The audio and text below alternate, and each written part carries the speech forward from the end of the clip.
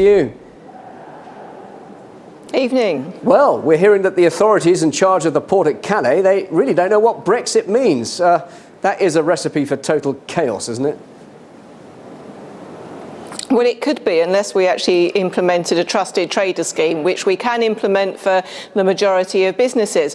But Mrs May obviously hasn't read the report that was produced by John Longworth, the former Director General of the British Chambers of Commerce and Industry, who produced a report in April 2017 laying out exactly how this would work. But then again, I can understand why Calais is in a state of flux and Dover's in a state of flux, because Mrs May was supposed to produce a blueprint for Brexit before she went to the EU Council, which is here in a couple of weeks' time. Nobody knows where they stand. Businesses, people, visas, nobody knows where they stand. So I lay the problem firmly at Mrs May's door. Well, I think businesses now are beginning to know where they stand, because we've just heard this hour that EU governments are advising British businesses not to use British parts in goods that will be exported ahead of Brexit. I mean, that's a real concern, isn't it?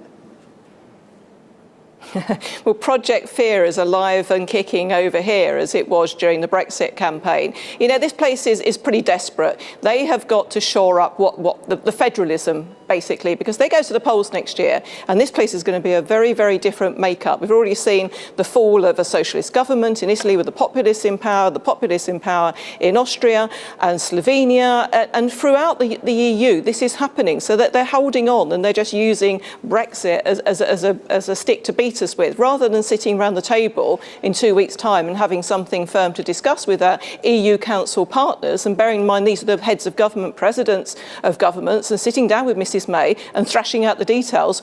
There's still no blueprint on the desk, so we have to blame her. It always comes back to number 10 Downing Street. She's had 2 years to plan for this, and she's had a Ports Authority report from John Longworth, and they obviously are not sitting there looking at it. And the Treasury, as for costing businesses 20 billion, well, those lovely people at the Institute of Economic Affairs said, actually, no, that's really overblown. It's about 5 billion. But nobody said there wouldn't be a cost to leaving. But once we leave, we can set up those trade deals with the majority around the world who want to trade with us, and then the cash will start coming in. Interesting you say once we leave, so you're being fairly optimistic that'll happen, because there has been a shift in attitude, hasn't there? We've just seen the latest poll that people now think leaving is a bad idea. There seems to be a backlash against Brexit here in this country.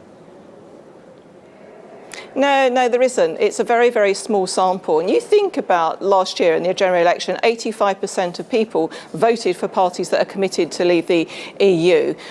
So that's where we are with that one. And you think about the foreign money that has been thrown at stopping Brexit, George Soros and all his campaigns that have been backed, the vast amount of money, the vast amount of propaganda coming out of this place as well. And really nothing has changed. The vast majority of people want her to get on and deliver. And I think once we actually get that blueprint, if she ever prints it, and the cabinet can agree, because don't forget 50% of the cabinet around her are arch remainers, only 15% are leavers, and that's where we are.